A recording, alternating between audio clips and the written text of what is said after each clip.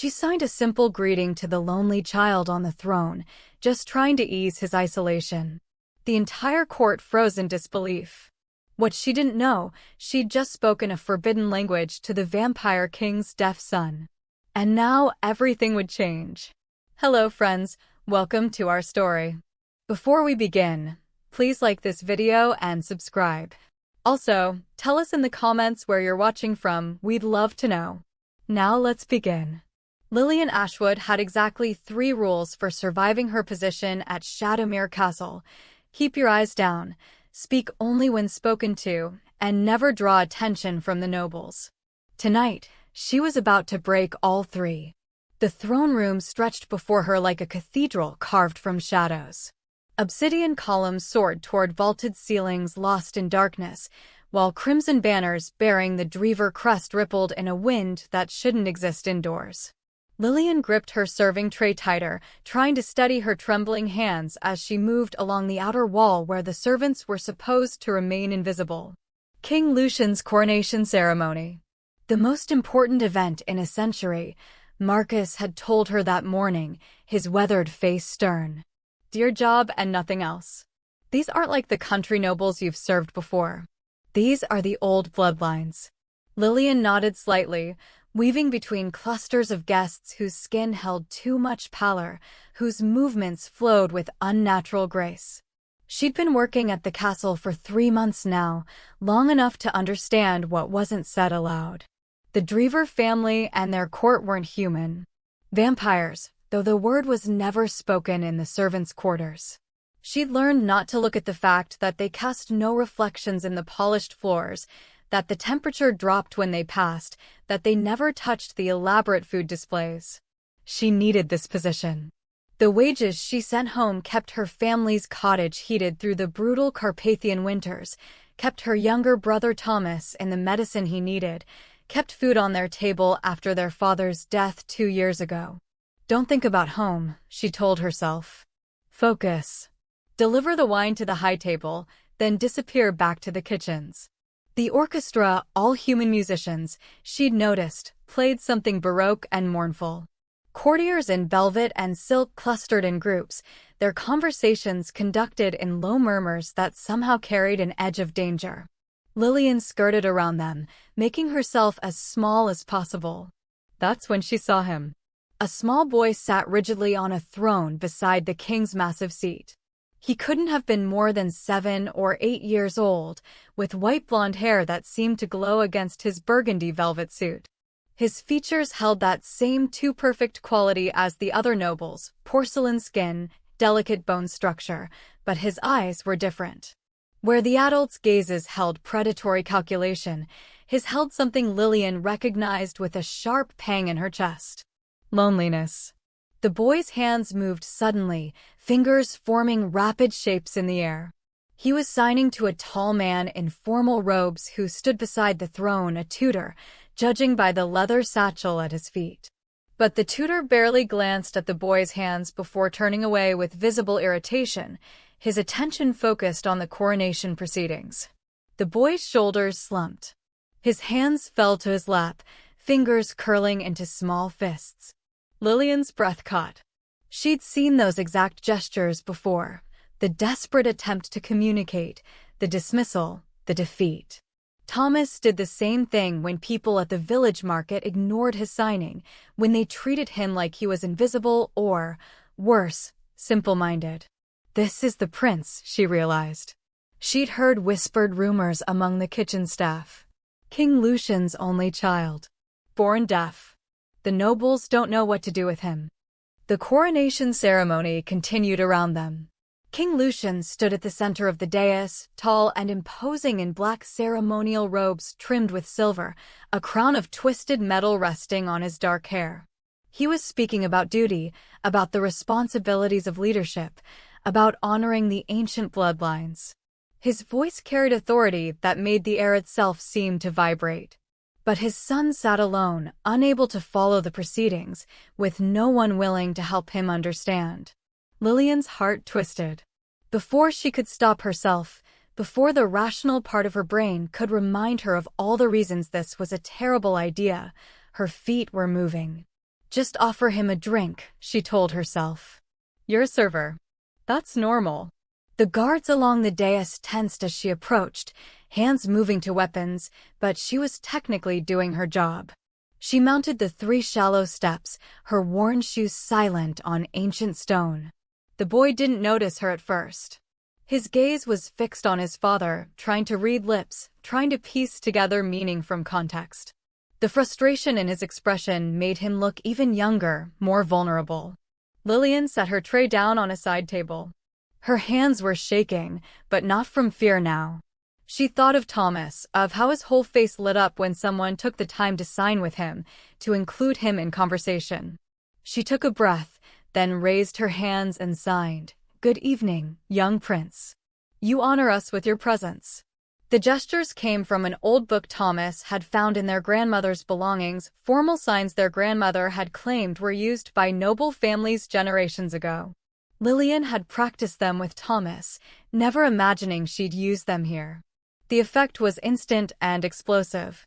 The boy's head snapped toward her, his amber eyes, so like his father's, going impossibly wide. His mouth fell open in shock. For a heartbeat, he simply stared at her as if she were a ghost. Then the entire throne room went silent. The music cut off mid-phrase. Every conversation stopped. Hundreds of faces turned toward them, nobles in jewels and furs, guards in crimson uniforms, foreign dignitaries in exotic dress. Even King Lucian broke off mid-sentence, his head turning with predatory speed to fix on Lillian. The weight of all those eyes, supernatural eyes that could probably see every tremor in her hands, every panicked flutter of her pulse, pressed down on her like a physical force. What did I do? Panic flooded through her. What did I do wrong? The boy's face transformed. Tears spilled down his pale cheeks as his hands flew up, signing rapidly, "You can understand me? You can speak with me? Please, please tell me you're real." Lillian started to speak, but her voice came out as barely a whisper. Silence.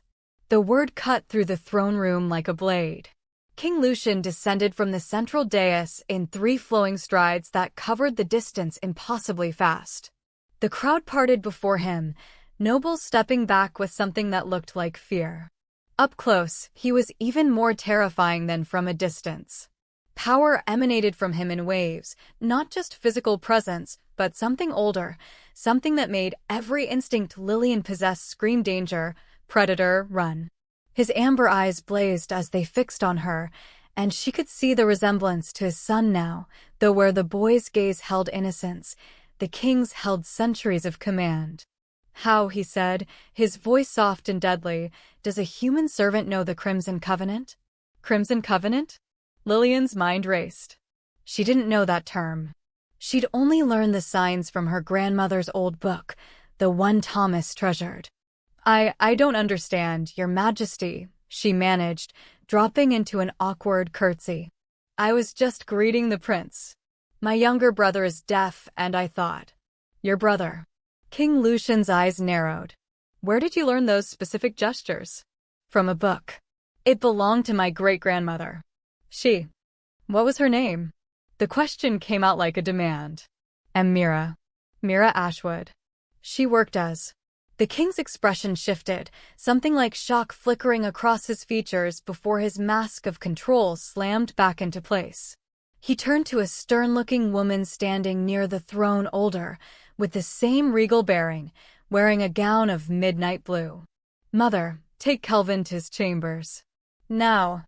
The boy, Prince Kelvin, grabbed Lillian's sleeve, signing frantically, "Don't leave. Please don't go. You're the only one who understands." The woman, Queen Mother by the sound of it, approached with surprising gentleness.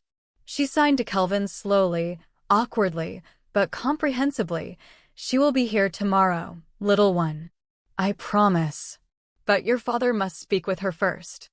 Lillian's heart sank. The Queen Mother could sign, at least partially. But watching her slow, careful movements compared to Kelvin's fluid gestures, Lillian understood. The language was known but not fluent, not natural. Kelvin must spend his days trying to communicate through broken fragments. As the Queen Mother led Kelvin away, The boy looking back desperately over his shoulder, King Lucian gestured sharply. 2 guards appeared at Lillian's elbows. "Come with me," the king commanded. "We have much to discuss about your family history." The guards' grips on her arms were gentle but unbreakable.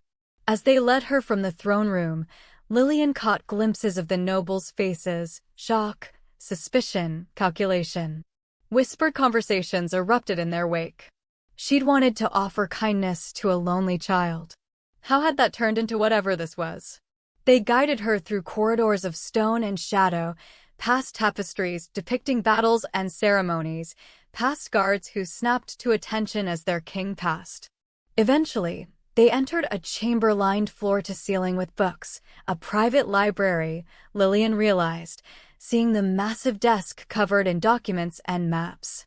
King Lucian dismissed the guards with a wave. They bowed and withdrew, closing the heavy doors behind them. The silence that followed pressed against Lillian's ears. "Sit," the king said, gesturing to a chair across from his desk. Lillian sat, because refusing a vampire king seemed unwise. Her mind spun with fear and confusion. Lucian remained standing, arms crossed, studying her with those burning amber eyes. "The Crimson Covenant," he said finally, "is not simply sign language. It is a sacred form of communication used by the royal court for 3 centuries. It was created to allow deaf members of the bloodline to participate fully in governance. And it was declared lost 200 years ago after the..." He paused, jaw tightening. "After an incident that resulted in the deaths of most who knew it." Lillian's blood ran cold. "I didn't know. I swear I only learned some signs from my great-grandmother's book. I never meant to. Your great-grandmother, Mira Ashwood." Lucian moved to a cabinet, withdrew a leather-bound ledger, and flipped through pages with practiced ease. "She was employed at this castle from 1820 to 1825 as..." His finger stopped on a page. His expression darkened. "As royal interpreter and instructor in the Crimson Covenant. She vanished the night of the palace purge. We assumed she died with the others." "Palace purge?" Lillian whispered. "An attack by political enemies. Or so we were told." His tone suggested he doubted that official story. 17 people died that night. All of them either deaf members of the royal family or those who served as their interpreters. He looked up at her, and for just a moment, the ancient being before her looked almost vulnerable. "My great-uncle, Prince Dorian, was among them. He was 8 years old. My son's age." The pain in those words made Lillian's throat tighten. "I'm so sorry. Your great-grandmother escaped with knowledge everyone believed was erased. Knowledge my son desperately needs." Lucian set down the ledger and leaned against the desk, arms still crossed. "Kelvin has never met anyone outside his immediate family who could truly communicate with him. His grandmother and I have learned basic signs, but we're insufficient. The nobles treat him as invisible or worse, as defective. He's isolated in a court full of people." Just like the loneliness Lillian had seen in his eyes. "That's cruel." "It's reality." Lucian's expression hardened again. "Which brings me to the question of what to do with you." Fear spiked through her. "Your Majesty, I meant no harm. If I've committed some crime, I'll accept punishment, but please, my family depends on my wages. They'll starve without..." "I'm not going to punish you," Lucian interrupted. "I'm going to give you a choice. You can return to the servants' quarters, continue your work, and never speak of this again. I'll pay your family a pension to compensate for the loss of your position. You'll be dismissed quietly tomorrow to prevent questions." "Or," Lillian asked, because there was clearly an alternative. "Or you become my son's personal attendant. You teach him the full Crimson Covenant, help him understand court proceedings, give him the voice he's been denied his entire life." Lucian's gaze burned into hers. "But understand, if you choose this, you'll be watched constantly. Your family's history will be investigated. You'll live in quarters near Kelvin's chambers, under guard. Some will see you as a threat or a spy. And you'll be trapped here as surely as if I'd locked you in a cell. Protection or imprisonment." He was offering both, and Lillian wasn't naive enough to miss the underlying message. I cannot let you leave now that you possess dangerous knowledge. She thought of her family back in the mountain village, of her mother's worried face, her brother Thomas's hopeful eyes whenever she returned home with stories of the castle. This position was supposed to be temporary, a year or two to rebuild their savings. But she also thought of Prince Kelvin's desperate hands signing "Please don't go," of the loneliness in his expression, of a child growing up isolated in his own home. She'd spent her whole life making herself small, invisible, safe. And where had it gotten her? Here, in a vampire's library, being offered an impossible choice. If I accept, Lillian said slowly, I want to send letters home. To let my family know I'm safe. Supervised correspondence. Approved by my security. And I want your word that if I do something wrong, if I make a mistake, you'll tell me directly, not punish me through some court intrigue I won't understand. Something that might have been respect flickered in Lucian's eyes. You have it. Lillian took a shaky breath. Then I'll stay. I'll teach Prince Kelvin. Good. Lucian straightened, his commanding presence filling the room once more. You'll begin tomorrow after breakfast. Guards will show you to your new quarters tonight. And Lillian. He waited until she met his gaze. My son has suffered enough isolation. If you give him hope and then abandon him, there is no power in this world that will protect you from my wrath. Do we understand each other? The threat was clear, absolute. But beneath it, Lillian heard something else, a father's desperate love for his child. I understand, Your Majesty. Then we're finished. For now. He moved to the door, opened it, and gestured to the waiting guards. Escort Miss Ashwood to the East Wing. Inform the household staff of her new position. As the guards led her away through shadowed corridors, Lillian's mind reeled. Hours ago, she'd been an invisible servant hoping to keep her position for another year. Now she was walking toward luxury quarters in the royal wing, bound to a vampire prince, entangled in mysteries that went back centuries. She'd signed a simple greeting to a lonely child. And somehow, that single act of kindness had just changed the course of her entire life. The quarters were nothing like Lillian had expected. Where the servants' dormitory had been cramped and drafty, with 6 beds crammed into a single room, her new chamber in the East Wing featured a 4-poster bed draped in midnight blue silk, a private washroom with hot running water, and windows overlooking the moonlit gardens. A wardrobe stood against one wall, already filled with dresses far finer than anything she'd owned. But the beauty couldn't disguise the reality. When she tested the door after the guards left, she found it locked from the outside. A gilded cage, then. She'd made her choice. Morning came too quickly. A knock at the door preceded a serving woman, not someone Lillian recognized from the kitchens, who brought breakfast on fine china and informed her that Prince Kelvin would arrive within the hour. Lillian barely tasted the food, her stomach twisted with nerves. When the door opened again, Prince Kelvin burst in with such enthusiasm that he nearly tripped over the carpet. Up close, without the formal throne room between them, he looked even younger than she'd thought. His white blonde hair stuck up in several directions, and he wore a simple shirt and trousers rather than last night's formal velvet. But his eyes, those startling amber eyes, held the same desperate hope. You came back, he signed frantically. I thought I dreamed you. I thought you were another ghost. Ghost? Lillian signed back, then caught herself and spoke aloud while signing simultaneously, remembering that Kelvin might benefit from watching her lips form words even if he couldn't hear them. I'm very real, Your Highness. And I'm here to stay. His face split into a grin that transformed him entirely. For the next 3 hours, they barely stopped. Kelvin had been starving for conversation, real conversation, not the simplified gestures his grandmother managed or his father's halting attempts. He asked questions about everything, where Lillian came from, what her village was like, did she have siblings, what was her favorite color, had she ever seen the ocean, did she know any stories? Lillian answered each question, amazed by his intelligence. The nobles thought him difficult, but within minutes she understood he was simply bored and lonely, his mind sharp and hungry for engagement. She began teaching him properly, not just basic vocabulary, but complex concepts, asking him to describe his thoughts in detail, encouraging him to ask why about everything. By afternoon, Kelvin was reading aloud from a history text, his hands translating the words into flowing signs as Lillian voiced them back to ensure his comprehension.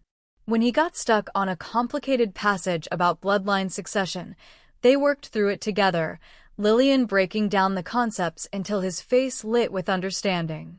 "I've never learned this fast," he sighed, wonder in his expression. The tutors always gave up. "You were never the problem," Lillian signed firmly. They were.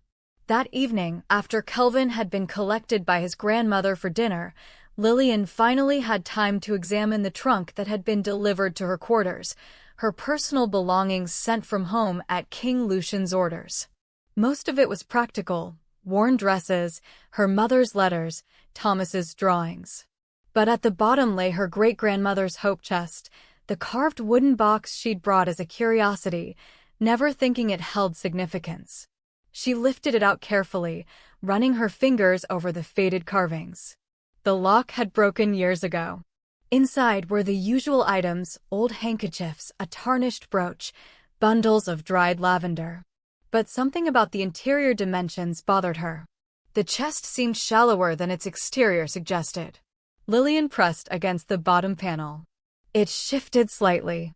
Her heart racing, she worked her fingernails around the edges until the false bottom lifted away, revealing a hidden compartment beneath. A leather-bound manuscript lay inside, wrapped in oilcloth to protect it from moisture. Lillian's hands shook as she unwrapped it and opened the cover. The first page bore an inscription in faded ink, "For those who survive, so the truth will not die with us. Mira Ashwood, December 1825. The pages that followed made her blood run cold. Detailed illustrations showed signs of the Crimson Covenant, hundreds of them, far more complex than what Lillian had learned from the fragments in Thomas's book. But between the instructional drawings were entries written in her great-grandmother's precise hand, testimonies from people whose names had been crossed out, replaced with desperate scrawls: murdered, burned alive, drowned. One entry dated December 15, 1825, described events in clinical detail. Lord Mordaunt Nightshade has ordered the purge. He claims the deaf royals and their interpreters pose a security risk, that our ability to communicate silently during council sessions allows for conspiracy. But I know the truth. We witnessed his embezzlement, his manipulation of crown finances. Prince Dorian tried to expose him. Tonight they came with blades and fire. Lillian's throat constricted. The Crimson Covenant hadn't been lost. It had been deliberately destroyed, its speakers systematically murdered to bury evidence of corruption. Her great-grandmother had escaped, carrying this record, and hidden it away, probably terrified it would be found. A knock at the door made Lillian jump.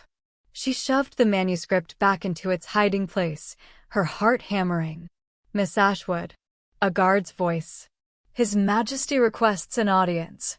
King Lucian stood by the windows when she entered Kelvin's study, his posture deceptively casual. But Lillian had learned to read the tension in his shoulders, the way his jaw tightened. "I observed your lesson this afternoon," he said without preamble.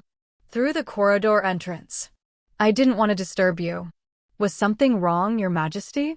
"Wrong?" He turned, and the expression on his face stole her breath. "My son laughed. Multiple times. I heard it through the door." His voice roughened. "I cannot remember the last time I heard him laugh." Lillian's chest tightened. "He's brilliant, Your Majesty. He just needed someone to listen.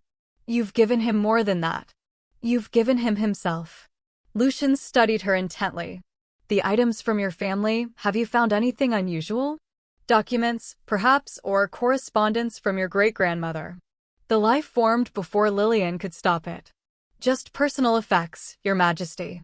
Old clothing, some jewelry." Those amber eyes searched her face, and Lillian forced herself to meet them steadily, praying he couldn't hear the thundering of her pulse or sense the deception. Finally, he nodded. Good. Some knowledge is dangerous, Lillian. Remember that.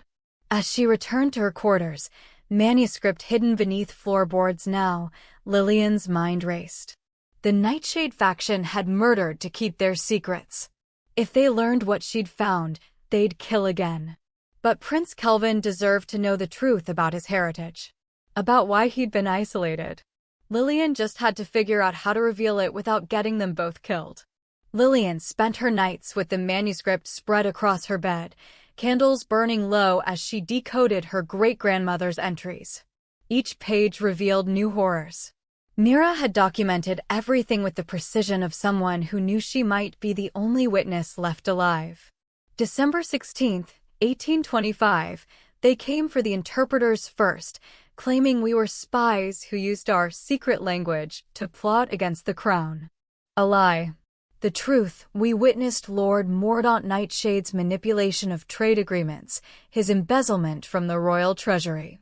Prince Dorian saw the falsified ledgers during a council session conducted in the Crimson Covenant.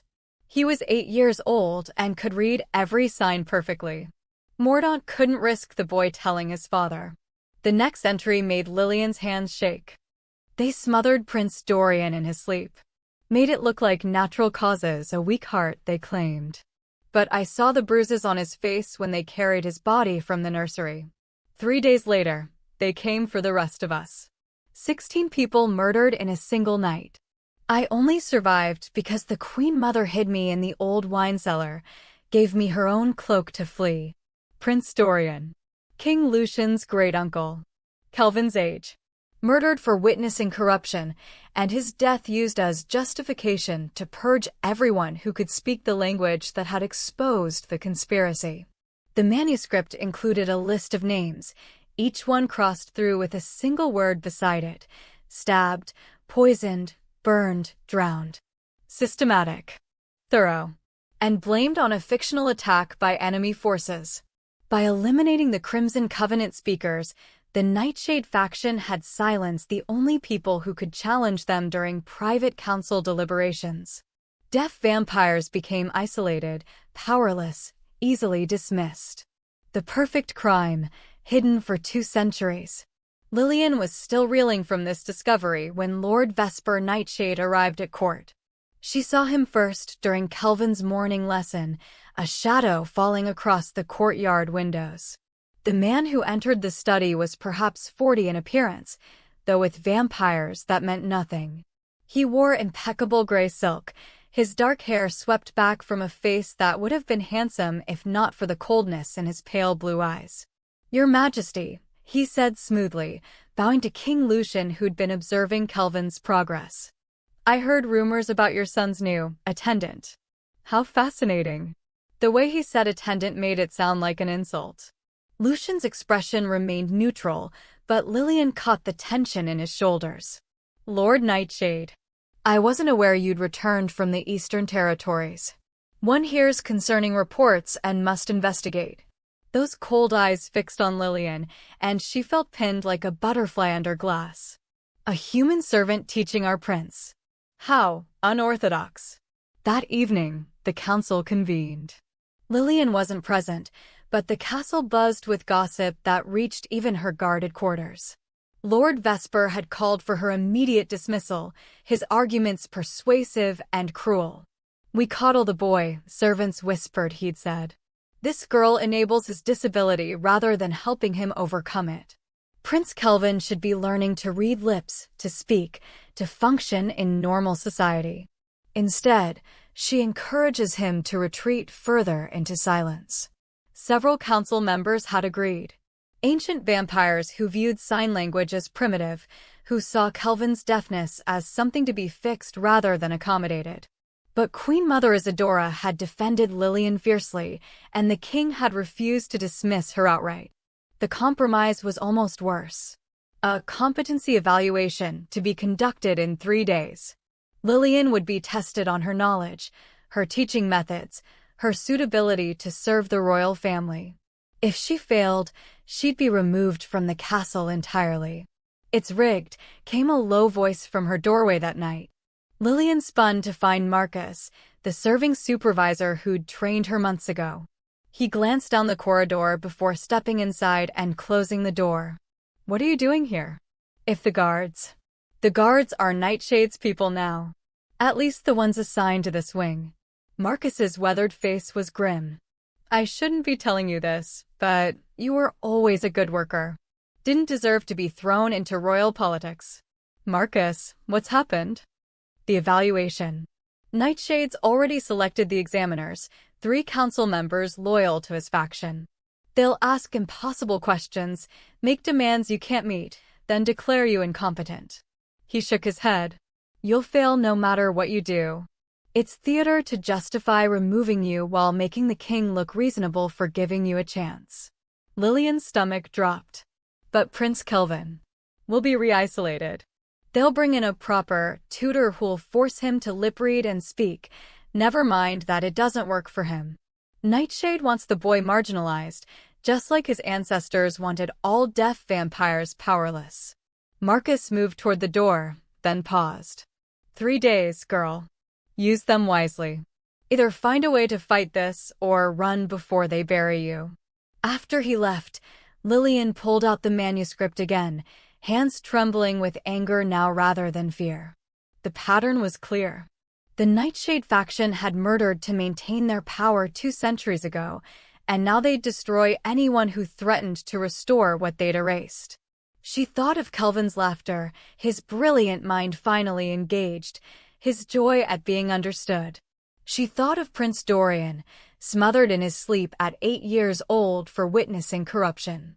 She thought of her great-grandmother fleeing through winter darkness, carrying evidence no one would believe. The smart choice was to run.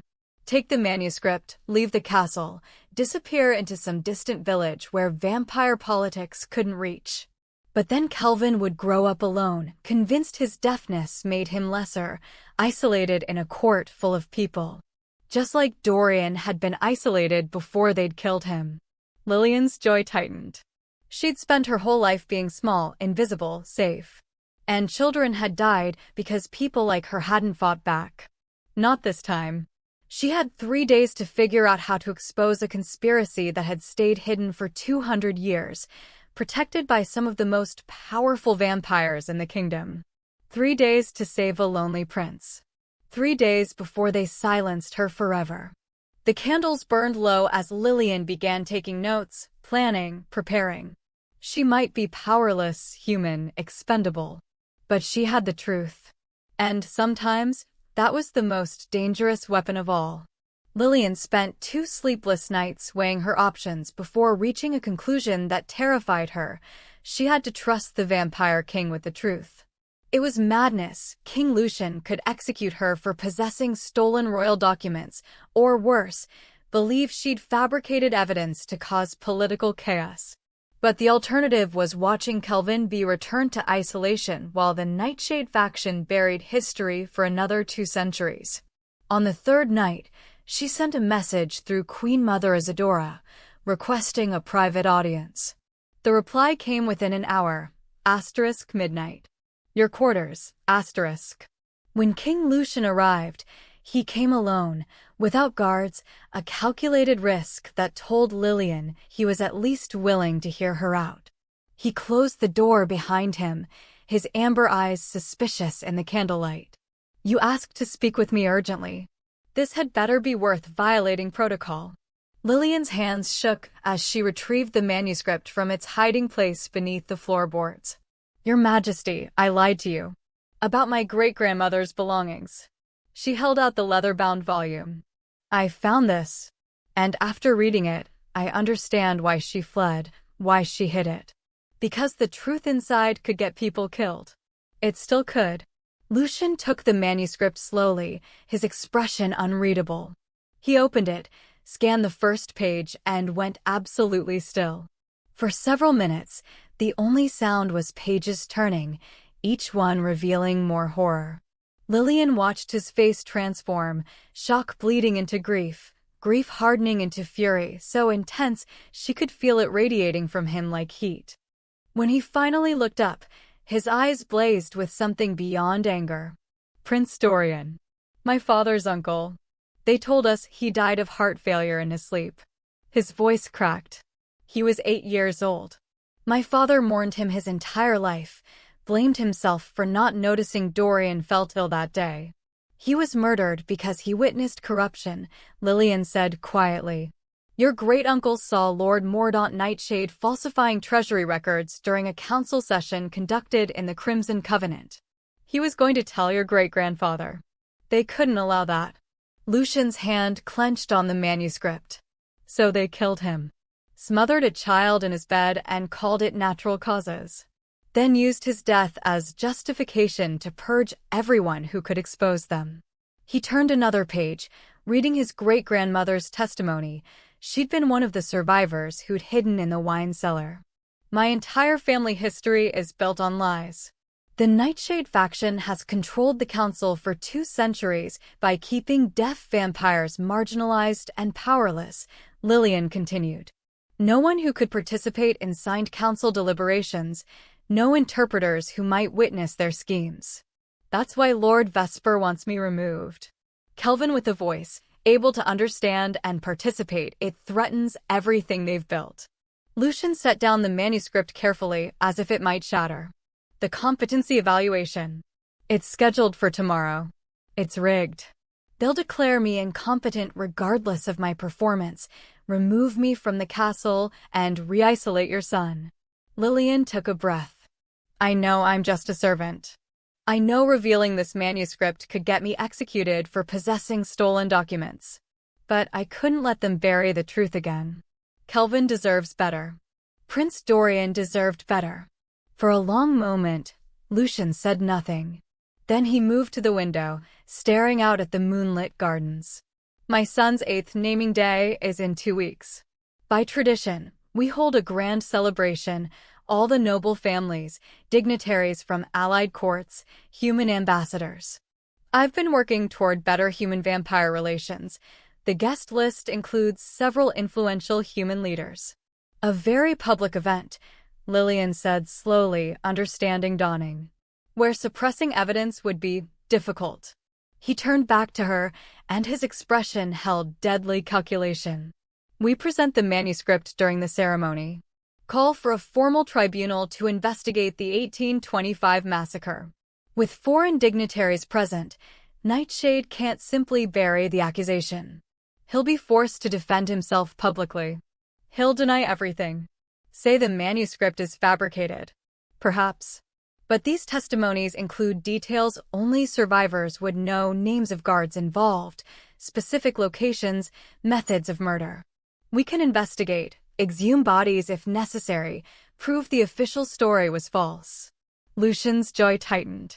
And if we're very lucky, the pressure will force his allies to abandon him rather than be associated with child murder. It was dangerous, audacious, and their only real chance. What about the evaluation tomorrow? There won't be one. Lucian's voice hardened with authority. I'm invoking royal prerogative as king. I have the right to override council demands regarding my son's care. Your position is secure by royal decree until after the naming ceremony. He met her eyes. But understand, Lillian, if we do this, we're declaring war on one of the most powerful factions in the kingdom. They will retaliate. They murdered children to maintain their power, Lillian said. They'll do it again if we don't stop them. Then we stop them. He picked up the manuscript again. I'll need to study this thoroughly, cross-reference the testimonies with historical records. And we'll need to keep this secret. If Nightshade learns what we're planning, he'll strike before the naming ceremony. A soft knock interrupted them.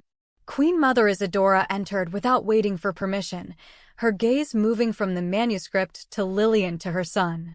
So it's true then. The rumors about a hidden record. Mother, how did you? I was there the night of the purge, Lucian. I helped Mira Ashwood escape. Isadora's voice was steady but pained. I was newly widowed, powerless against the council, terrified they'd kill me too if I spoke out. I've carried that cowardice for 2 centuries. Lucian stared at his mother. "You knew. I suspected Dorian was murdered. But I had no proof and a young son to protect." She looked at Lillian with something like gratitude. "My grandson finally has a voice. Someone who sees him as whole, not broken. Don't let them silence him again." "I won't," Lillian promised. As Lucian and his mother left to begin preparations, Lillian extinguished the candles and tried to calm her racing heart. 2 weeks until the naming ceremony. 2 weeks to gather evidence, plan their revelation, and pray they survived what came next. Somewhere in the castle, she knew Lord Vesper was watching, suspicious, growing desperate. The game had begun. And this time, the stakes were everything. Shadowmere Castle had been transformed into something from a fairy tale. Silver ribbons cascaded from the vaulted ceilings, crimson roses bloomed in massive arrangements along every column, and 1,000 candles cast dancing shadows across the polished marble. The ballroom glittered with impossible beauty, nobles in silk and velvet, their elaborate masks adorned with feathers and jewels, moving through the space like ethereal creatures. Human diplomats clustered near the refreshment tables, their plain formal wear stark against the vampire's otherworldly elegance. Lillian felt like an imposter in the gown Queen Mother Isadora had provided, deep blue velvet that hugged her waist before flowing into a full skirt, with silver embroidery along the bodice. A simple silver mask covered the upper half of her face. She'd never worn anything so fine, and every movement made her hyper-aware of the whispers following her through the crowd. The human servant. Playing at nobility. How amusing. Prince Kelvin stood beside her in his formal burgundy suit, a small black mask, making him look older than his 8 years. His hands moved nervously, signing to Lillian, "There are so many people. What if I make a mistake?" "You won't," Lillian signed back. "And I'm right here."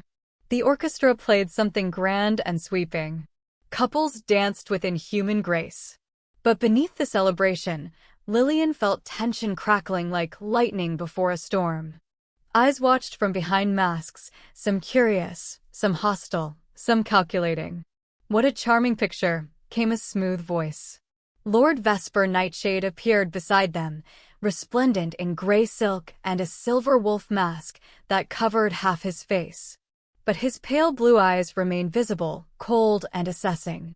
The prince and his companion. How touching. Kelvin pressed closer to Lillian's side. She felt him trembling. "Lord Nightshade," Lillian said carefully. "The celebration is lovely. Indeed. Though one worries." His gaze dropped to Kelvin. "Young princes can be so fragile. So many dangers in crowds like these. A pushed railing, a contaminated drink, an unfortunate fall." His smile never reached his eyes. "One must be very, very careful." The threat was unmistakable. Before Lillian could respond, Lord Vesper melted back into the crowd, leaving ice in his wake. "I don't like him," Kelvin signed, his small hands shaking. "Neither do I," Lillian agreed. "Stay close to me. Your father will begin the toast soon." As if summoned by her words, King Lucian ascended the dais at the far end of the ballroom. He wore ceremonial black and silver, a crown of twisted metal on his head, the manuscript tucked discreetly under one arm. The crowd quieted, turning toward their king. "Honored guests," Lucian began, his voice carrying effortlessly through the vast space. "We gather tonight to celebrate my son's 8th naming day, a milestone that marks his transition toward adulthood.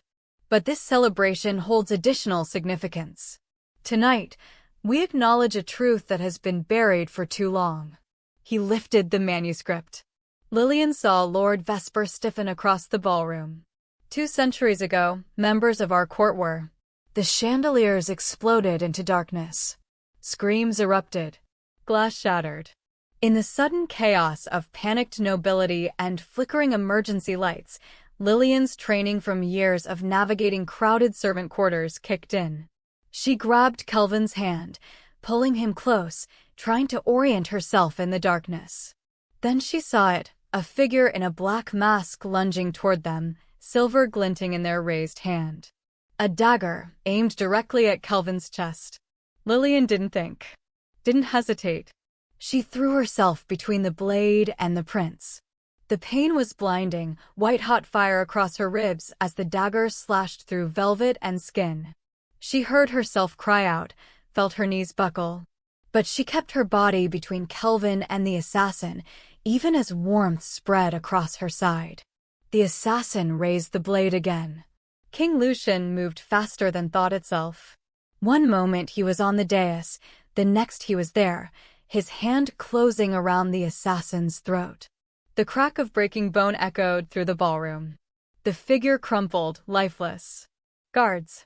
Lucian's roar shook the walls. Seal every exit. No one leaves. Emergency lights blazed on. Guards poured into the ballroom. Lillian saw several masked figures trying to flee, only to be tackled by Lucian's personal guard. Screams and shouts filled the air.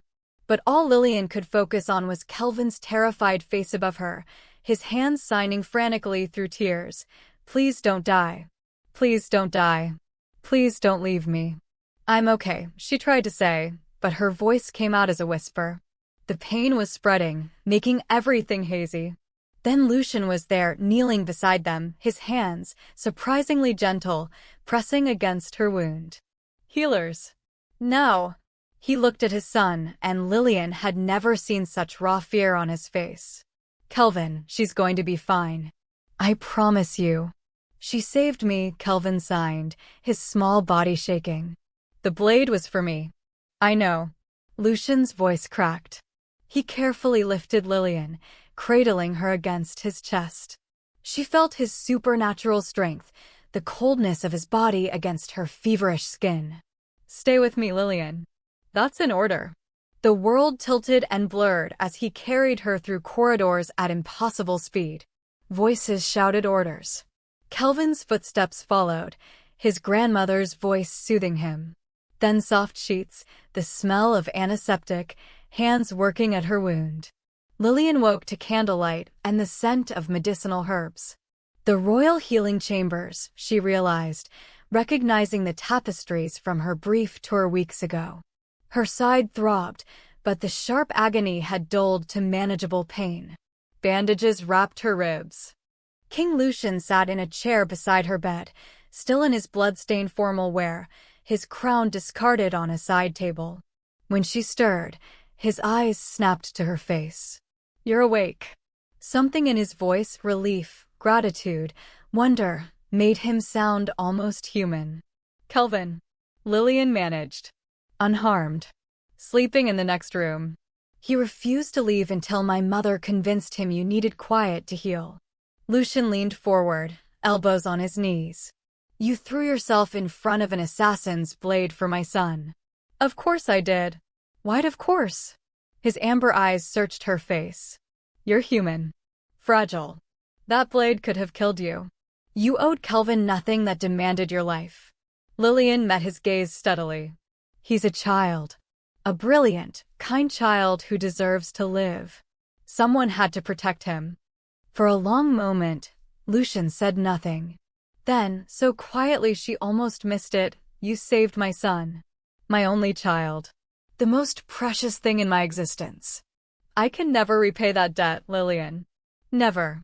The vulnerability in his ancient eyes stole her breath, this powerful creature, this vampire king, looking at her with something like awe. "Just keep him safe," Lillian whispered. "That's all the payment I need." Lucian nodded slowly. "The assassins have been captured. All 5 of them. We'll learn who sent them." His expression hardened. "And then there will be a reckoning." Outside, dawn was breaking over Shadowmere Castle.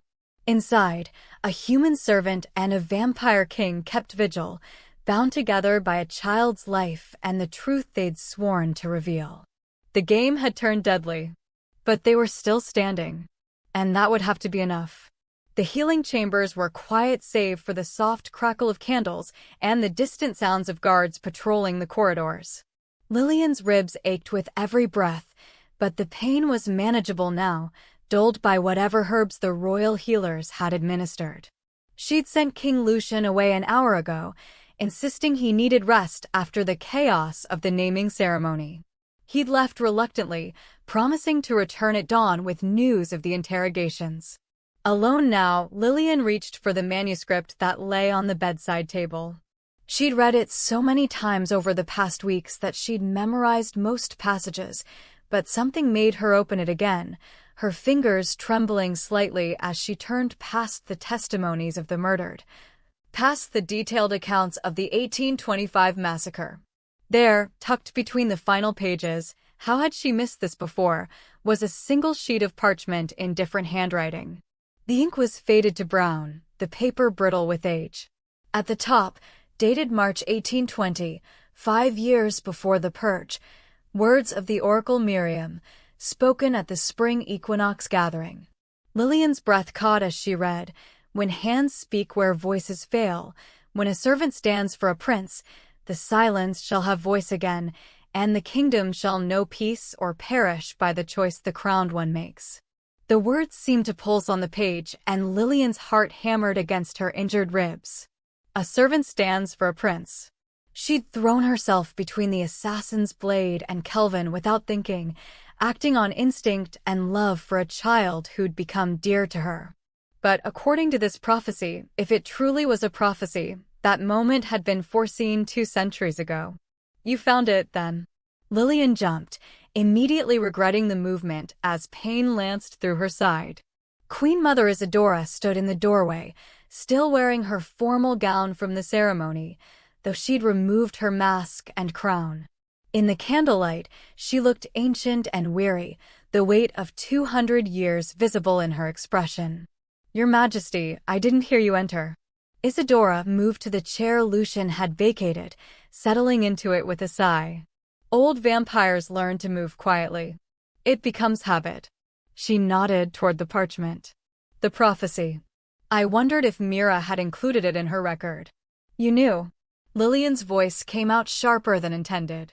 "You knew about this prophecy?" "It was spoken at my wedding to Lucian's father," Isadora said softly. Oracle Miriam was ancient even then, blind and frail, but her visions had never been wrong. She rose during the ceremony and spoke those words, asterisk, "When a servant stands for a prince, the silenced shall have voice again." Asterisk, the court was horrified. Prophecies about servants and princes suggested upheaval, threats to the social order. Her expression darkened. Lord Mordaunt Nightshade, Vesper's grandfather, forbade anyone from recording it. He claimed it was seditious nonsense that would inspire rebellion among the human staff. But your great-grandmother wrote it down anyway, Lillian realized. She preserved it along with the testimonies. Mira believed it was connected to the massacre somehow. That the Nightshades feared what it might mean. Isadora reached out, her cool fingers gentle on Lillian's hand. "You gave my grandson a voice. You stood between him and death. The prophecy speaks of you, child." "I'm certain of it." The weight of those words pressed down on Lillian like stone. "The kingdom shall know peace or perish by the choice the crowned one makes," she whispered. "What choice?" "That's what terrifies me," Isadora admitted. "My son is king now. The choice falls to him, how he responds to this conspiracy, how he seeks justice for what was done. Will he choose vengeance or truth? Darkness or transparency?" She met Lillian's eyes. "The prophecy suggests the kingdom's future hangs on that decision." Before Lillian could respond, the door opened again. This time it was King Lucian, and the fury radiating from him made the temperature in the room plummet. Frost formed on the windows.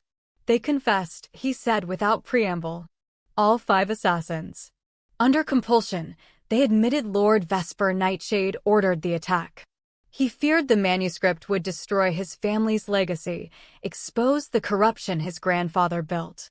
Lucian's hands clenched into fists. "He tried to murder my son to bury the truth for another generation." "Where is he?" Isadora asked quietly. "Gone. Fled during the chaos when the lights went out.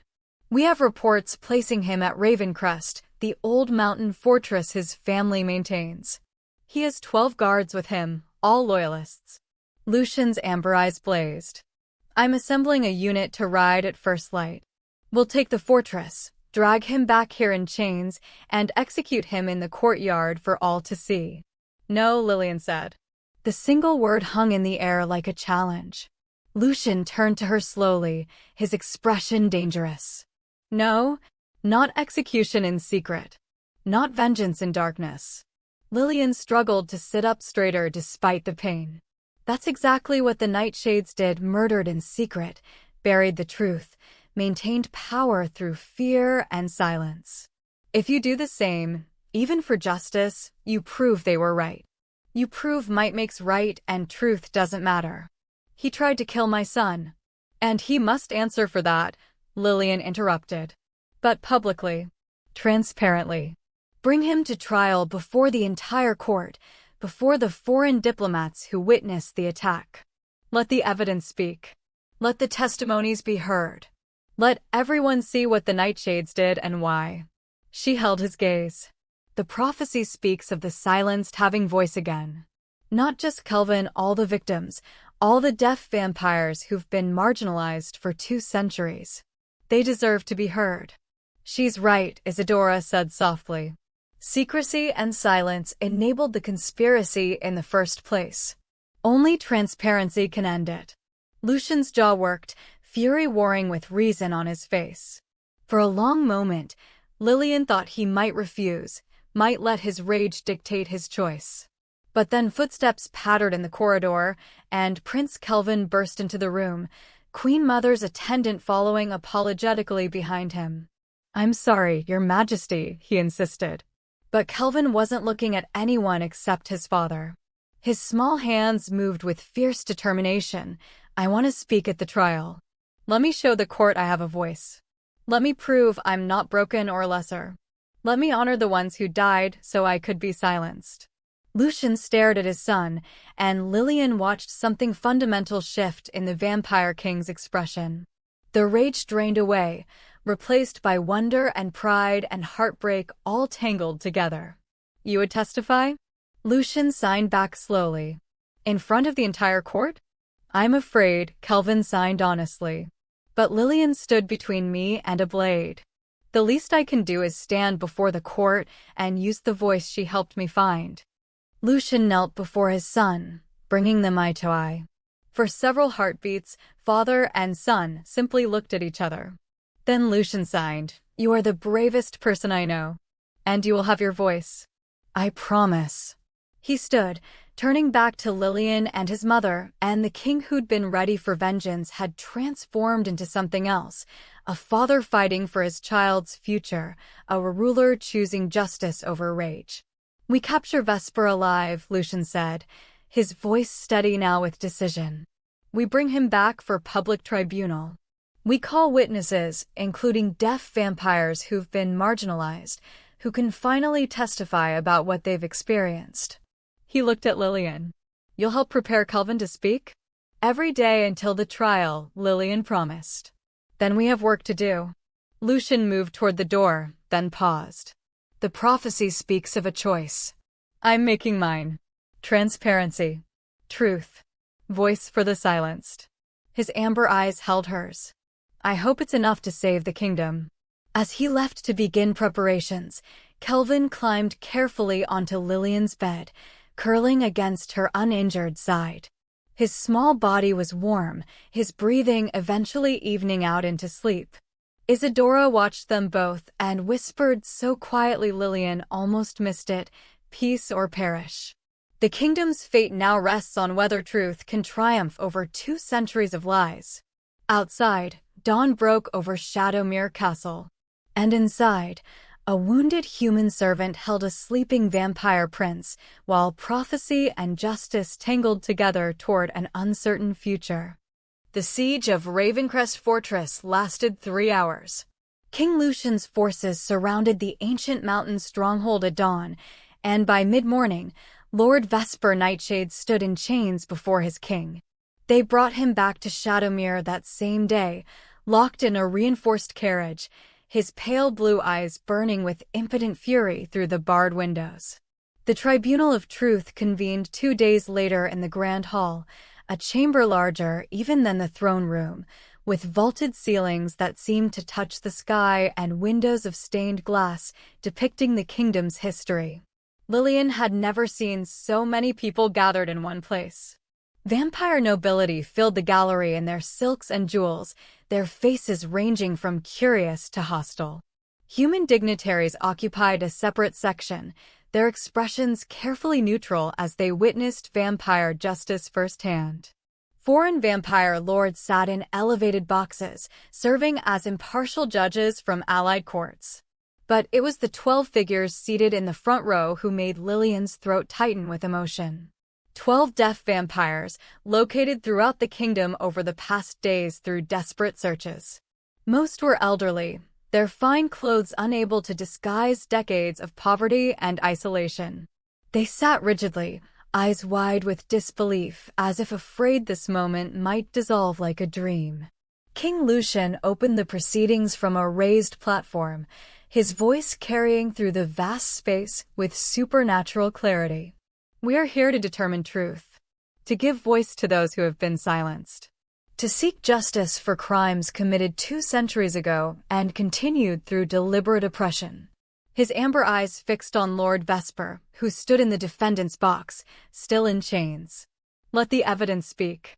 The prosecutors presented the manuscript first.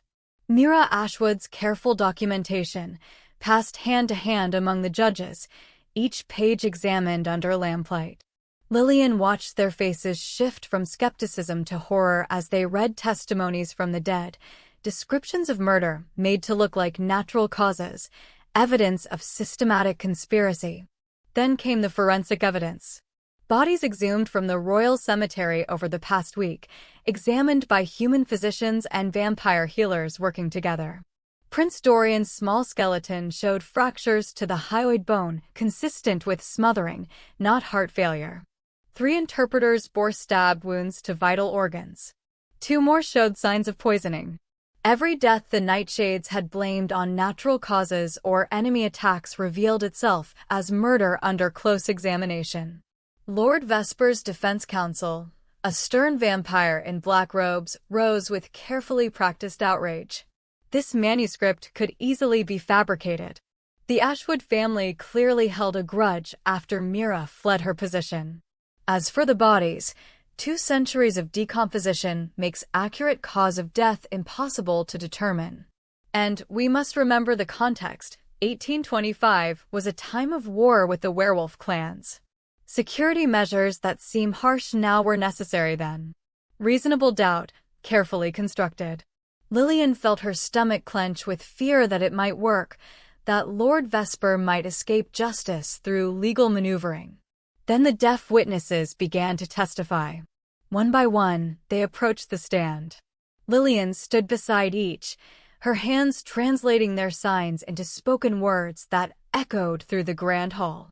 An elderly man described how his parents forbade him from teaching his children to sign, afraid it would mark them as defective. A woman testified about being denied court positions despite her qualifications, relegated to menial work because nobles assumed deafness meant stupidity. A young vampire, barely 30, spoke of growing up completely isolated, taught to read lips that often moved too fast, never learning the language that could have connected him to his heritage. Each testimony built upon the last, creating an undeniable pattern of systematic oppression spanning 2 centuries. The foreign judges leaned forward, their expressions growing darker. Even some vampire nobles in the gallery looked uncomfortable, perhaps recognizing their own complicity in the silence. Then Lady Seraphine approached the stand. She was ancient, over 400 years old. Lillian had learned, her silver hair elaborately styled, her black gown formal and dignified. But her hands shook as she raised them to sign, and tears streamed down her lined face. Lillian voiced her testimony, trying to keep her own voice steady. I knew Prince Dorian. He was my nephew, my sister's son. Bright and curious, learning to read at age 6, mastering complex philosophy by 7. He loved astronomy and wanted to map the stars. Lady Seraphine's hands moved faster, almost frantic. I was visiting the castle the night he died. I couldn't sleep, so I walked the corridors. I heard sounds from his chamber, struggled breathing, muffled cries. When I looked through the doorway, I saw 2 guards holding pillows over his face while Lord Mordaunt Nightshade watched. The grand hall erupted in gasps and horrified murmurs. Lady Seraphine's hands trembled violently, but she continued. I tried to scream, to run for help. But Mordaunt's men caught me, dragged me to the dungeons. They kept me there for 3 days, threatening to kill my entire family if I spoke.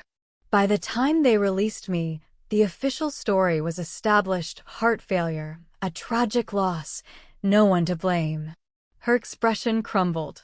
I was a coward. I chose my family's safety over justice for a murdered child.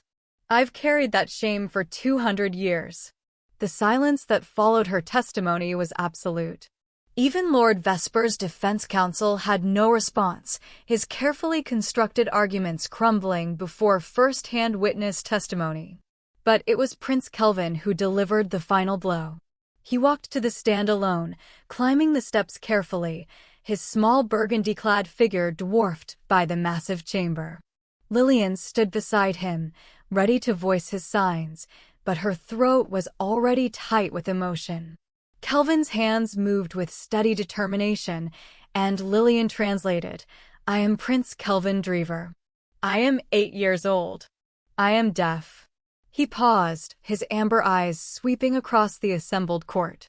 For 7 years, I had no voice because people decided my hands couldn't speak. Because they thought deafness made me broken, lesser, a burden to be hidden away. His small hands trembled slightly, but never stopped moving. Lillian Ashwood gave me my voice back. She taught me the language my ancestors created, the language Lord Nightshade's family tried to destroy. She showed me I'm not broken, I'm whole, exactly as I am.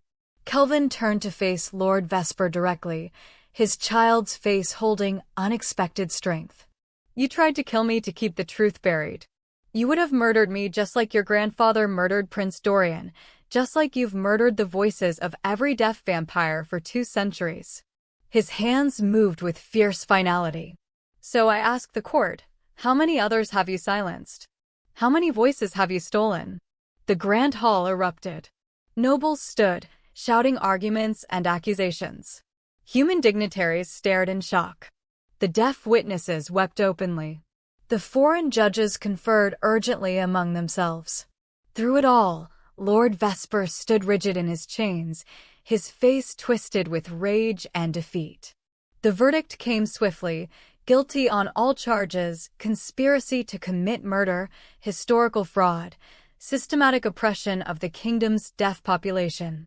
As guards moved to take him away, Lord Vesper snarled one final threat: the old ways will return. Deaf vampires will always be seen as lesser. You cannot change centuries of tradition with one trial. Prince Kelvin stepped forward, his small hands signing clearly for all to see. Lillian voiced his response, her words ringing through the grand hall with absolute certainty. No. Not anymore. 1 month after the tribunal, Shadowmere Castle blazed with light and life in a way Lillian had never seen.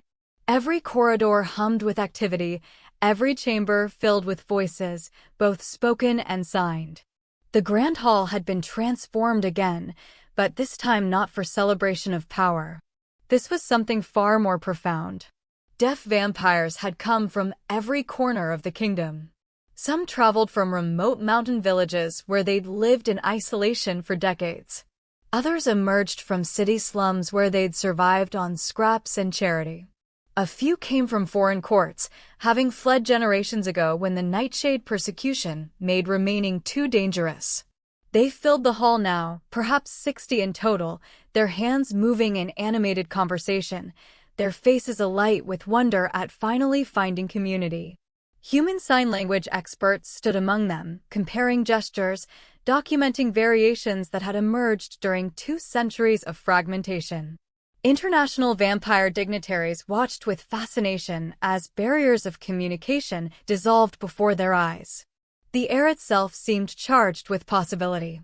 Lillian stood on the dais beside Prince Kelvin, acutely aware of how much had changed in such a short time. She no longer wore a maid's simple dress, but formal robes of deep blue and silver, the colors of the royal house, with an ornate chain of office around her neck marking her new title, Royal Interpreter. The position came with authority, a seat on the King's Advisory Council, and quarters in the royal wing that were hers by right rather than necessity. Yet, standing here before hundreds of expectant faces, she felt the same nervousness she'd experienced that first night when she dared to sign a greeting to a lonely prince. Queen Mother Isadora stepped forward, resplendent in ceremonial robes of crimson and gold. Her voice carried through the hall with practiced authority. "We gather today to restore what should never have been taken. To acknowledge a truth that shame kept buried for 200 years. The Crimson Covenant, the language created by our ancestors to ensure full participation of all royal family members, was not lost to tragedy. It was murdered by conspiracy. Today, we bring it back to life." She gestured, and King Lucian rose from his throne. He'd changed over the past month in ways that went deeper than appearance, though Lillian noticed those changes too, the softness around his eyes when he looked at Kelvin, the patience in his movements. He'd spent countless hours learning the Crimson Covenant properly, practicing late into the night with his son, fumbling through complex signs with determination that would have been humorous if it weren't so touching. Now he descended from the dais and stood at its base, level with the assembled crowd. When he raised his hands, the hall fell silent. His voice rang out clear and strong, but his hands moved simultaneously, translating his own words into sign. 200 years ago, my ancestors allowed fear and prejudice to erase an entire language and community.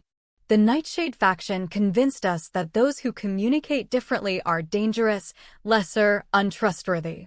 His signing was careful, deliberate, not yet fluent, but absolutely comprehensible.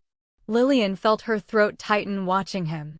"We were wrong," Lucian continued, his hands and voice unified in purpose. "We were catastrophically, unforgivably wrong. We allowed power-hungry conspirators to convince us that difference meant deficiency. We stood by while children were murdered, while communities were scattered, while knowledge was deliberately destroyed." He paused, his amber eyes sweeping across the deaf vampires in the front rows. "I cannot undo 2 centuries of suffering, but I can ensure it never happens again." His hands moved with increasing confidence. "Today, we restore the Crimson Covenant as an official language of this kingdom, with full legal standing in all courts and councils. Any vampire, deaf or hearing, has the right to conduct business, give testimony, and participate in governance using sign language. Interpreters will be trained and positioned in every major city. The Crimson Covenant will be taught in schools alongside written and spoken language. And any discrimination based on deafness or communication method will be punishable by law." The hall erupted in applause, and the visual equivalent, hands raised high, fingers spread and shaking, the deaf community's traditional expression of approval. The sound and sight together created something beautiful and unprecedented. Lucian turned to Lillian, gesturing her forward. Her heart hammered as she stepped to his side, acutely aware of every eye upon her. "Lillian Ashwood speaks for the community being restored today," Lucian said. "Their response is theirs to give." Lillian took a steadying breath, raised her hands, and signed the words she'd practiced with the deaf vampire elders over the past weeks. Her voice translated simultaneously, "We accept this restoration. We offer our knowledge, our culture, and our commitment to building a kingdom where all forms of communication are honored, where no child grows up isolated, where no voice is silenced because it speaks through hands instead of sound." Her hands moved faster, emotion bleeding through. "For 200 years, we survived in fragments. Today, we are whole again. Not because a king decreed it, but because truth demanded it. Because a lonely prince needed a voice and a servant dared to give him one. Because justice, delayed though it was, finally arrived." She lowered her hands, and the hall exploded again with approval, spoken cheers, signed celebration, unified joy. The new treaty was brought forward on crimson velvet, a magnificent document featuring both written text and illustrated signs, each clause represented visually and verbally. King Lucian signed first with ancient ink and modern purpose. Then each elder of the deaf vampire community added their mark, and finally the international dignitaries, witnesses to this historic moment. As evening descended and the formal ceremony gave way to celebration, Lillian found herself wandering the corridors, watching small miracles unfold. A deaf vampire child teaching hearing nobles basic signs, both groups laughing at fumbled attempts. Human scholars comparing Crimson Covenant gestures with other sign languages, discovering unexpected connections. Queen Mother Isadora deep in signed conversation with Lady Seraphine, two ancient beings finally able to discuss the past without shame. Quite a change from scrubbing floors. Lillian turned to find King Lucian behind her, alone for once without guards or advisors. In the soft lamplight, he looked younger somehow, less burdened. "I never actually scrubbed floors, Your Majesty," Lillian said with a small smile. "I was a server." My apologies." His lips quirked. Quite a change from serving wine, then. They stood together in comfortable silence, watching the celebration through an archway. Prince Kelvin was in the center of a group of deaf children, his hands flying as he told some elaborate story that had them all transfixed. "I want you to stay permanently," Lucian said quietly. "Not as royal interpreter, though you'll keep that title, but as my chief advisor on matters of inclusion and justice, to help me ensure we never silence anyone again, regardless of how they communicate or who they are." Lillian's breath caught. "Your Majesty, I'm not qualified. You gave my son his voice. You gave all of them their voices." He gestured toward the celebration. "You recognized injustice that my entire court accepted as normal. You risked your life for truth when fleeing would have been safer. That makes you more qualified than anyone." His amber eyes held hers with unexpected warmth. "Will you help me build a better kingdom?" For months ago, Lillian had been an invisible servant hoping to earn enough to support her family through one more winter. She'd kept her head down, spoken only when necessary, made herself small and forgettable. Then she'd signed a greeting to a lonely child, and everything had changed. "Yes," Lillian said. "I'll stay." In the grand hall, humans and vampires signed together, building bridges across centuries of silence. And watching them, Lillian understood that sometimes the smallest acts of kindness, a simple greeting, a moment of recognition, could reshape entire kingdoms. The silenced had their voices again. And this time, nothing would take them away. The celebration didn't end with the signing of the treaty. Instead, it evolved into something more profound, days of workshops that filled every available chamber in Shadowmere Castle, cultural exchanges that bridged centuries of isolation, reconciliation that began healing wounds 200 years deep. Lillian found herself at the center of it all, coordinating between groups, interpreting conversations, witnessing small miracles hourly. An elderly deaf vampire teaching younger generations signs that had survived only in her memory. Human linguists documenting variations in the Crimson Covenant that had emerged during the diaspora, discovering that isolation had created regional dialects. Hearing vampires learning alongside deaf ones, fumbling through basic vocabulary with good-humored determination. It was during one of these workshops, watching the hunger for connection in every face, that Lillian understood what was truly needed. Not just restoration of a language, but preservation for the future. Education that would ensure the Crimson Covenant never became vulnerable to erasure again. She presented the idea to King Lucian that evening in his private study, where he now held informal councils rather than rigid formal audiences. An academy, she explained, her hands sketching possibilities in the air. A permanent school where both deaf and hearing people, vampire and human alike, can learn the Crimson Covenant, its history, the culture nearly lost. Not just language instruction, but full immersion in what it means to be part of this community. Lucian set down the document he'd been reviewing, his amber eyes thoughtful. Where would we establish it? The East Wing, Lillian said immediately. Those old classrooms that haven't been used in decades. They have good light, plenty of space, and they're close enough to the royal chambers that the academy would be clearly integrated into court life, not separate or hidden. The East Wing. A small smile played at Lucian's lips. Where you first stayed as a prisoner in a gilded cage. Now you want to transform it into a place of liberation. Poetic, isn't it? He laughed, a sound Lillian still found startling from the once rigid vampire king. Begin immediately. You'll have whatever resources you need. And Lillian. He met her eyes seriously. I want Kelvin involved. Not as a figurehead, but genuinely involved. He should help shape this academy, teach when he's able. This is his heritage as much as anyone's. The Academy of the Crimson Covenant opened 3 weeks later in a ceremony far simpler than the Restoration, but no less meaningful. Prince Kelvin, wearing formal robes, but with his white blonde hair charmingly disheveled, stood beside Lillian as they welcomed the first class of students, 20 children ranging from 5 to 15, half deaf and half hearing, vampire and human mixed together. Welcome, Kelvin signed, his movements confident now, his voice spoken aloud simultaneously in words he'd been practicing. His speech was imperfect, the sounds shaped awkwardly, but comprehensible and improving daily. Here, everyone learns together. Here, we're all equal. Watching him teach that first lesson, showing younger children basic signs, patiently correcting finger positions, laughing when a human boy accidentally signed dragon instead of friend, Lillian felt her heart might burst.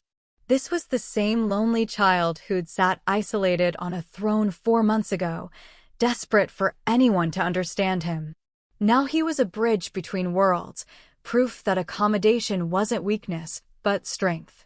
Queen Mother Isadora took on a different, but equally vital role. She worked with Lillian to document oral histories from the elderly deaf vampires, recording their memories before time claimed them. They spent hours in quiet chambers, Lady Seraphine and others sharing stories of the world before the Purge festivals where signing was celebrated, deaf scholars who'd contributed to vampire philosophy, artists whose visual language had created new forms of expression. I remember the Festival of Silent Stars. Lady Seraphine signed one afternoon, her ancient hands moving with nostalgic grace. Every summer solstice, we'd gather on the castle's highest tower and tell stories and sign against the night sky. The movement of hands, the starlight, the community, it was magic. I haven't seen that magic in 200 years. Then we'll bring it back, Isadora promised, carefully transcribing every word. This summer solstice, we'll hold the festival again. King Lucian's structural changes were more bureaucratic but no less transformative. The Royal Council now included 3 deaf representatives, not tokens, but genuine voices in governance. All official proceedings were interpreted, with Lillian and a growing team of trained interpreters ensuring accessibility. He criminalized discrimination based on communication method, with substantial penalties for violations. Job applications, housing, education, all were required to accommodate deaf vampires equally. Some nobles protested. Old families steeped in tradition grumbled about unnecessary complications and political correctness gone too far. But Lucian was immovable, and the foreign vampire courts, watching with interest, made resistance politically unwise. Change, however uncomfortable, was happening. Lillian wrote to her family weekly now, each letter filled with details they could barely comprehend. Her mother's responses alternated between pride and disbelief. Our daughter, advising the king? Thomas cannot stop talking about visiting the castle. She sent money, far more than her old maid's wages, but the real gift came in a formal invitation sealed with the royal crest. Thomas arrived on a crisp autumn morning, his eyes huge as he took in Shadowmere's impossible architecture. He was 12 now, gangly and shy, his hands moving with hesitant signs learned from their great-grandmother's fragmented teachings. "This is really where you live," he signed, overwhelmed. "This is where we live now," Lillian corrected gently. "You're enrolled in the academy. Full scholarship, private quarters, everything you need." She took his hands in hers. "You'll learn the complete Crimson Covenant, Thomas. Everything grandmother tried to preserve. Everything that was nearly lost." Watching her brother integrate into the academy over the following weeks, watching him bloom under instruction from deaf vampire elders, making friends with vampire and human children alike, growing confident in a language and community that finally saw him as whole, Lillian understood the full scope of what they'd accomplished. 3 months after the academy opened, Lillian stood in its sunlit courtyard with Prince Kelvin, watching students practice signing during their afternoon break. The autumn sun streamed through the windows, catching on moving hands, creating dancing shadows on the stone walls. Laughter, both heard and seen, filled the space. "Do you ever think about the prophecy?" Kelvin signed to her. His signing was completely fluent now, his spoken words nearly indistinguishable from hearing speakers. "The servant who stood for the prince, the kingdom that would find peace or perish?" "All the time," Lillian admitted. "I used to think it meant one dramatic moment, standing between you and the assassin's blade, maybe. But I understand now. The choice wasn't one moment. It was every small choice leading up to it and every choice after." She gestured toward the students. "Choosing to sign to you that first night instead of staying invisible. Your father choosing transparency over vengeance. Your grandmother choosing to preserve history instead of destroying evidence. Every deaf vampire who survived in isolation choosing not to let the language die completely. All of us choosing over and over to build bridges instead of walls. And now? Now we choose to keep building. Every day, with every student we teach, every barrier we dismantle, every voice we refuse to silence." A young deaf vampire girl approached them, maybe 10 years old, with dark curls and nervous amber eyes. She signed shyly, her movements careful. "Excuse me, Lady Lillian. I wanted to thank you for teaching us we're not broken."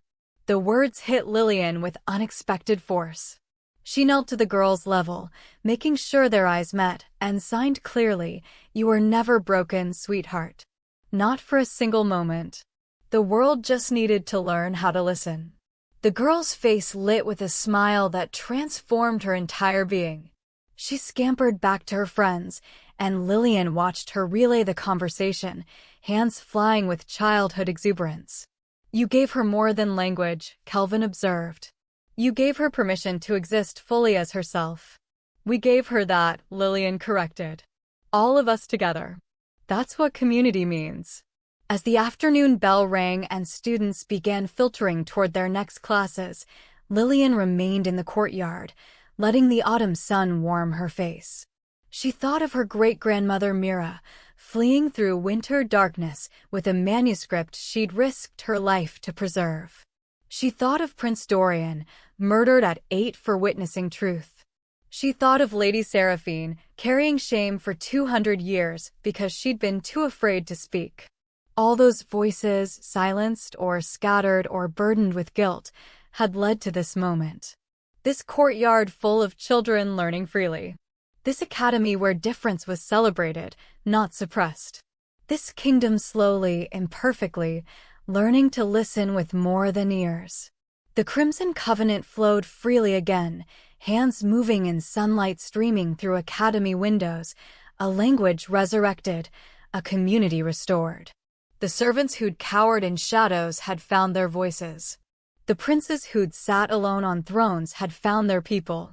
The kingdoms built on silence had learned to hear in new ways. And standing in that sunlit courtyard, watching hands speak where voices had once failed, Lillian understood the prophecy's final truth.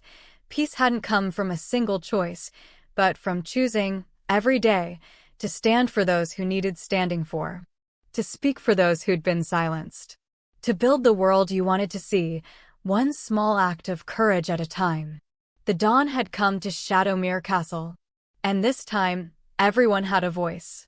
If you love the story, please give it a like and share it with anyone who enjoys vampire romance, gothic fairy tales, or powerful family stories. Subscribe to our channel for more epic tales like this.